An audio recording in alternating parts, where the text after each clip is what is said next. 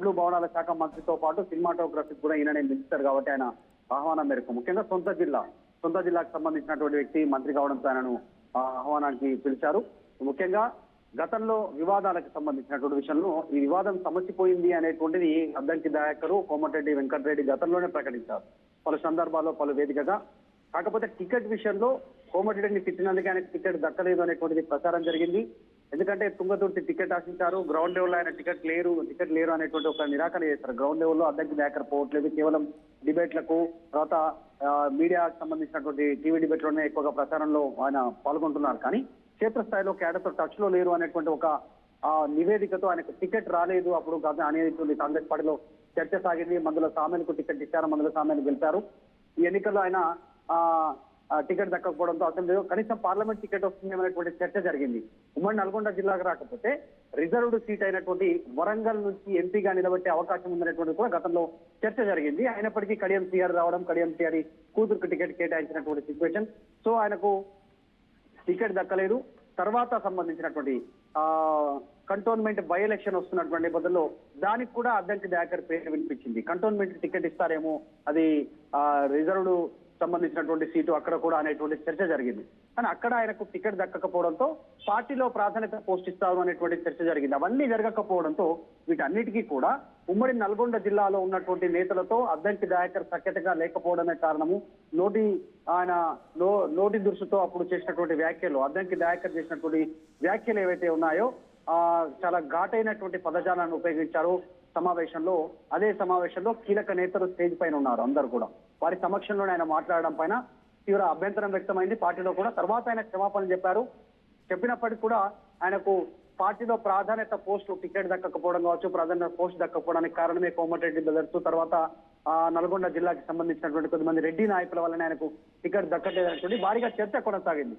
So వీటన్నిటి నేపథ్యంలో ఈ రోజు హాజరైన నేపథ్యంలో ఆయన సారీ చెప్పడము, అన్నాని ఆప్యాయంగా పిలవడము, కాలు మొక్కే ప్రయత్నం చేయడంతో ఇద్దరి మధ్య గతంలోనే సఖ్యత ఉంది అనేటువంటి ప్రకటన చేశారు. అంటే సమస్యపోయే సమస్యలు లేవు, మనస్పర్ధలు ఏం లేవు, అన్ని ఎన్నికల సందర్భంలో కొన్ని సందర్భాల్లో చేస్తూ ఉంటాం, ఇప్పుడు అవన్నీ ఏం లేవు అని చెప్పినప్పటికీ మరొకసారి చర్చకు తావిచ్చినట్టయింది. అద్దంకి దయాకర్ సంబంధించినటువంటి ఆయన కాస్త బెండ్ కావడం, కాలు మొక్కే ప్రయత్నం చేయడము, ఆయన అన్న అని పిలవడం, ఆయన మన అద్దంకిని కోమటిరెడ్డి వెంకటరెడ్డి పోవడం, అద్భుతంగా టీవీ డిబేట్ లో అద్భుతంగా మాట్లాడగలుగుతారు ఏ సబ్జెక్ట్ పైన చెప్పడం పైన ప్రస్తుతం దీనిపైన ఒక ఆసక్తిగా మారింది ఇద్దరికి సంబంధించిన సంఘటన. చూడాలి మరి అద్దంకి త్వరలో ఎలాంటి పోస్టు దక్కే అవకాశం ఉంది, పార్టీలోనా ప్రభుత్వంలోనా ఎలాంటి సిచ్యువేషన్ వచ్చేందో చూడాలి. రైట్. అంటే దీంతో ముఖ్యంగా బహిరంగంగా ఎక్కడ కూడా చెప్పకపోయినా కూడా అద్దంకి ఎటువంటి పదవి రాకపోవడం గల కారణం కోమటిరెడ్డి వెంకటరెడ్డి అనేది కాంగ్రెస్ పార్టీ నాయకుల పెద్ద చర్చ కొనసాగింది. అయితే ఈ వివాదం తర్వాత అంటే ఈరోజు మరోసారి కూడా ఆయన సారీ చెప్పారు, కాళ్ళు మొక్కేందుకు ప్రయత్నం కూడా చేశారంటగా మనం చూస్తున్నాం. కాబట్టి సో దీని తర్వాత ఏమైనా కొన్ని మార్పులు జరిగే అవకాశం ఉందా? అద్దంకి అదే జిల్లాకు సంబంధించిన నాయకుడు కొంత సహకరించి త్వరలో ఏదైనా ప్రభుత్వంలో కీలక పదవి కట్టబెట్టే అవకాశం ఏమైనా కనబడుతుందా? ఎందుకంటే ఇప్పటికే నామినేట్ పదవులు పూర్తయిపోయాయి. నాకు తెలిసి బహుశా స్థానిక సంస్థల ఎన్నికలు తప్ప ఇవి కూడా మిగిలి లేవు. సో ఈ నేపథ్యంలో అద్దంకి ఎటువంటి అవకాశం ఇవ్వబోతున్నారు? అంటే కోమటిరెడ్డి రాజగోపాల్ రెడ్డి పార్టీని వీడారు, ఎమ్మెల్యే పదవి కూడా రాజీనామా చేశారు ఆయన. సో రాజకీయపరమైనటువంటి విమర్శలు ఉంటాయి రాజకీయ పార్టీ నాయకుల మధ్య, కామన్ పార్టీ వీడి వెళ్ళిపోయినప్పుడు. కానీ ఆయన అద్దంకి దయాకర్ ఏమనలేదు, కాంగ్రెస్ పార్టీని ఏమనలేనటువంటి సిచ్యువేషన్ ఉంది. ఆయన కేసీఆర్ కు ప్రత్యామ్నాయమైనటువంటి పార్టీ ఇప్పుడు బీఆర్ఎస్ కి బీజేపీ మాత్రమే ఉంది అనేటువంటి ఒక లైన్ తీసుకొని ఆయన కాంగ్రెస్ నుంచి గెలిచినటువంటి ఎమ్మెల్యే పదవికి రాజీనామా చేసి, సభ్యత్వానికి రాజీనామా చేసి కోమటిరెడ్డి రాజగోపాల్ రెడ్డి బీజేపీలో జాయిన్ అయ్యారు. అక్కడ నుంచి మునుగోడు ఎమ్మెల్యేగా కాంటెస్ట్ చేసి అక్కడ కూడా ఓటమి చెందినప్పటికీ ఈ సందర్భంలో కోమటిరెడ్డి వెంకటరెడ్డి ప్రచార కమిటీ ఆయన స్టార్ క్యాంపెయినర్ గా ఉన్నారు. కోమటిరెడ్డి వెంకటరెడ్డి ఉన్నప్పుడు ఆయన ఇందులో ఉన్నప్పుడు కూడా ఈయనను కూడా ఘాటైన పదజాలం ఉపయోగించడం పైన కాంగ్రెస్ పార్టీలోని విమర్శలు వచ్చాయి అద్దంకి చేసినటువంటి మాటల పైన. సో ఆ మాటలే ఇన్ని రోజులు ఈయనకు పదవి రాకుండా అడ్డుకున్నాయి అనేటువంటిది చర్చ జరిగింది. కానీ ఇప్పుడు సమసిపోతున్నాయి కాబట్టి ఇక ఫ్యూచర్ లో ఏమైనా పదవి దక్కే అవకాశం ఉందనేటువంటి చర్చ అయితే కొనసాగుతుంది. మరి చూడాలి అద్దంకి దయాకర్ కి పార్టీ ఎలాంటి ప్లేస్మెంట్ ఇస్తుందో, ఇలా దానికి సంబంధించిన ప్లేస్మెంట్ విషయం పైన పార్టీ ఆలోచిస్తుందో చూడాలి.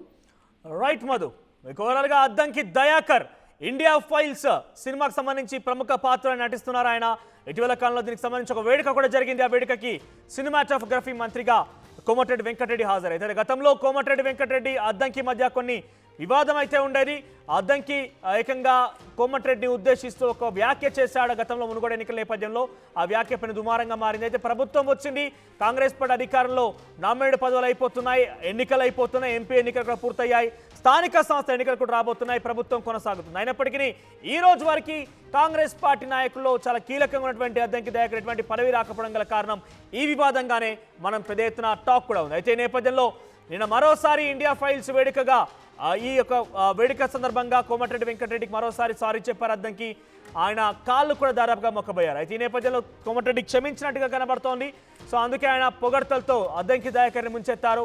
సో దీంతో వారిద్దరి సమస్య కొంత తీరింది కాబట్టి, సమస్య కొంత వివాదంగా ఉన్నటువంటి ఆ సమస్య మొత్తం కూడా అయిపోయింది కాబట్టి, క్షమించేశారు కాబట్టి త్వరలో ఆయనకి ప్రభుత్వంలో చాలా కీలకమైన పదవి రాబోతున్నట్టుగా పెద్ద ఎత్తున ఆయన ఆశాభావం వ్యక్తం చేస్తున్నారు. ఇన్ఫాక్ట్ ఒక టాక్ కూడా నడుస్తోంది. ఒకసారి కోమటిరెడ్డి వెంకటరెడ్డి అద్దంకి దయాకర్ని ఉద్దేశించి ఏం మాట్లాడడం మరోసారి చూద్దాం. మా దయాకర్ వచ్చి 10th రోజు ఈవినింగ్ 7 గంటలకు నువ్వు ప్రసాద్ స్టూడియోకి రావాలి అని చెప్పి వచ్చి ఓకే అని చెప్పిన. ఏ సినిమా ఏంది అని ఏం అడగలే. మన దేశానికే ఆస్కార్ అవార్డు తొలిసారి చెప్పించిన అంటే నాకు ఆయన అంటే చాలా ఇష్టం అని చెప్పి నేను ఆయన పేరు చెప్పిండు. దయాకర్ గారు అడగంగానే ఒప్పుకొని రావడం. ఈరోజు మురళి గారు ఒక మంచి చిత్రం అంటే ముఖ్యంగా మా అద్దంకి దయాకర్ నటన చూడలే కానీ ఆయన జ్ఞానం, ఆయన టీవీలలో మాట్లాడే ప్రతి సబ్జెక్టు, ఏ డిబేట్లో పాల్గొన్న అనర్గల్గా మాట్లాడుతూ ప్రతి సమస్య మీద ఎవరు ఏమడిగినా ఎప్పుడు కూడా టీవీలలో చూడండి, ఎప్పుడు రెచ్చిపోడు ఆయన. ప్రతి సబ్జెక్టు కూడా అవగాహనతో మాట్లాడి ఒక స్పృహతో ఉన్న నాయకుడు ఆయన. దురదృష్టం ఆయన చట్టసభల్లో కాకుండా నేను మన ఎన్నికలు చెప్పిన తప్పకుండా నువ్వు ఎప్పటికీ పెద్ద నాయకుడు అయితే అని చెప్పి తుంగతుర్తి మీటింగ్లోనే చెప్పాను నేను. ఎందుకంటే అతని స్టైల్ నాకు తెలుసు కాబట్టి సింపుల్గా ఉంటూ ప్రజల మధ్యలో ఉండి ప్రజా సమస్యల మీద ఎప్పుడు కూడా స్పందించే